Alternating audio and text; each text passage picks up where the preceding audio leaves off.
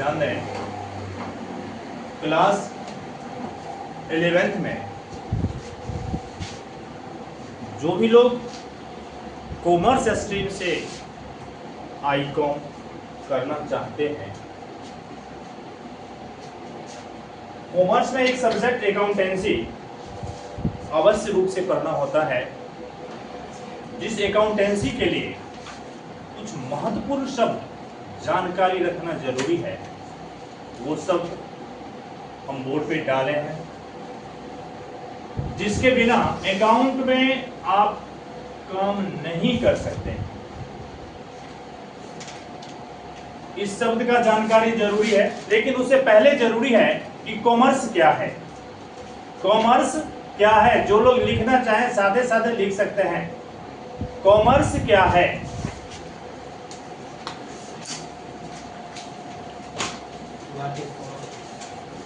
एक व्यवसाय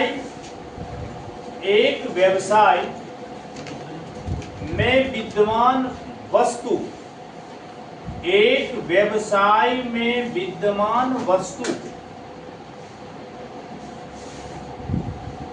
को सुगमतापूर्वक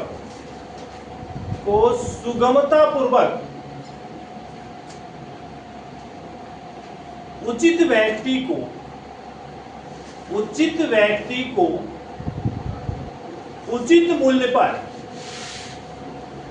उचित मूल्य पर किस प्रकार से बेचा जाए कि वास्तविक लाभ कमाया जा सके,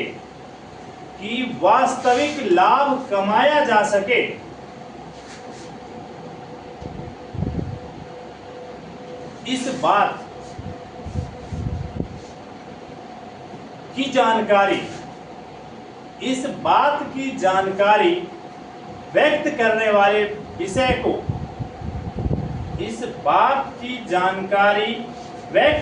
वाले विषय को कॉमर्स वाणिज्य कहते हैं।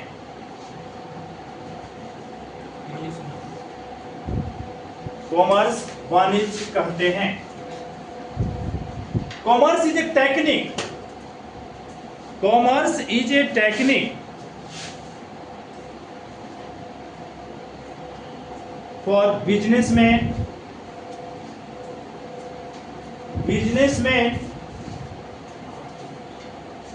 how to improve product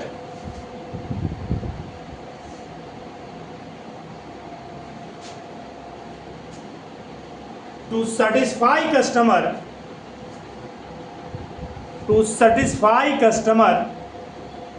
in faithful price।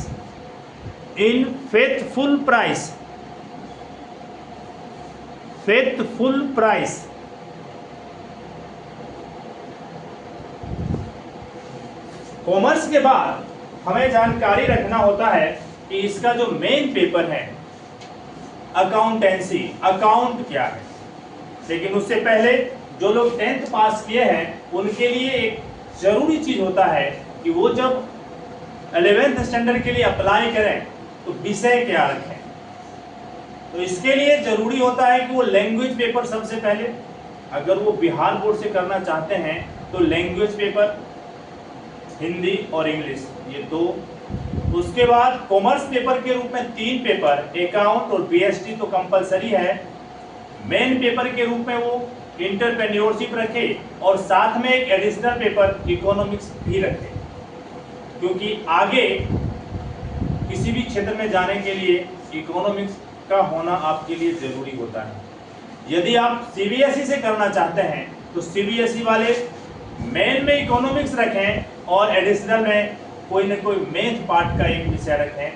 अगर जहां भी आप एडमिशन कराना चाहते हैं सीबीएसई से, अगर वो स्कूल अलाउ करे तो आप मैथ रखें। सीबीएसई वाले स्टूडेंट के लिए मैथ से आगे बढ़ना विशेष लाभप्रद होता है।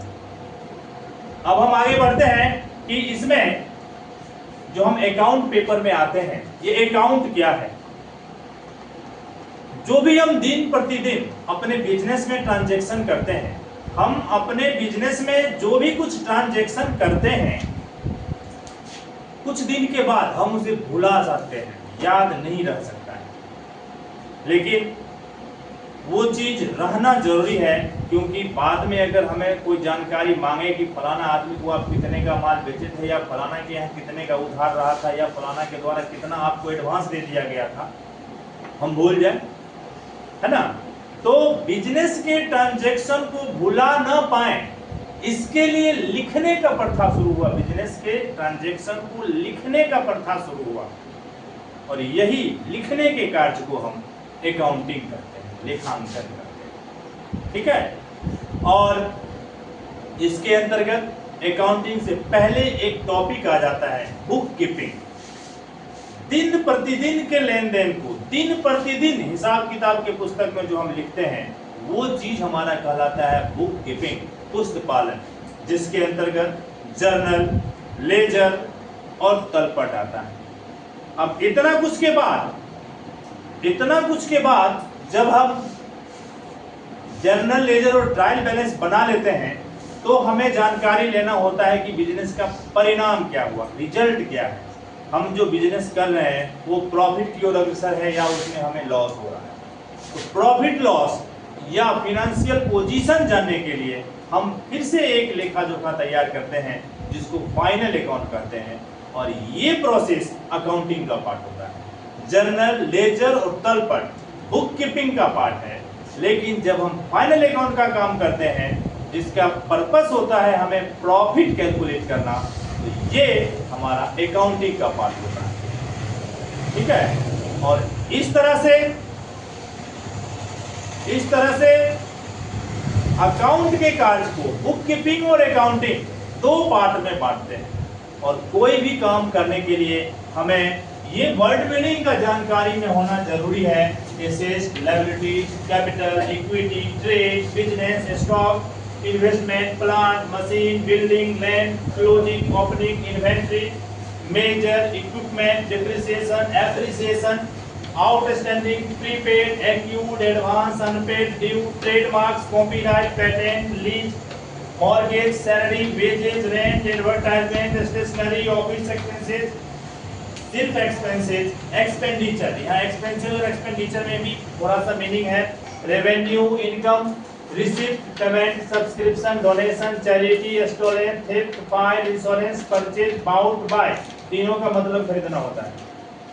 Sales, sold, cash, bank, bankrupt, insolvent, solvent, interest fee, life membership fee, claim, premium, death, retirement, admission, reconstitution, revaluation, realisation, dissolution, selling expenses, dissolution expenses, electricity, creditors, debtors, bill receivable, bills payable, journal, ledger, trial balance, rectification, bank reconciliation statement, particulars, DR मतलब debit, CR मतलब credit, GP मतलब gross profit, NP मतलब net profit, GR मतलब gross loss, NL मतलब net loss, OP मतलब operating profit, OR मतलब operating loss, cost, invoice, prime cost, factory cost, office cost, cost of sales, WIP work in progress, FG finish goods, RM raw material, freight, cartage, inward, outward, sales return, purchase return, commission, discount, allowed, paid, receive,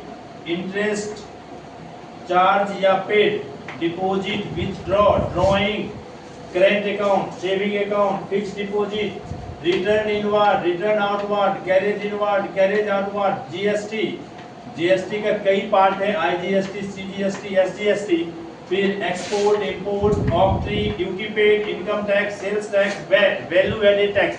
GST आने से पहले खास करके medicine पर VAT लगा करता था, जिसको हम वैल्यू एडेड टैक्स के नाम से जानते थे। उसके बाद एम्प्लॉय, वर्कर्स, सिंगल और डबल, ये शब्द है जो जानकारी रखना कॉमर्स के स्टूडेंट के लिए जरूरी है। और अभी तक जो बिहार बोर्ड के खास करके थे, जो हिंदी मीडियम पढ़ते थे, अकाउंट आप इंग्लिश में बनाएंगे, इसीलिए कुछ और इंग्लिश शब्द हम डालेंगे। ये इतना अर्जेंट था जो डालना जरूरी था। तो इसको लिखें, इसके साथ जो जरूरी लगेगा हम क्लास बाय क्लास डालते चलेंगे। तो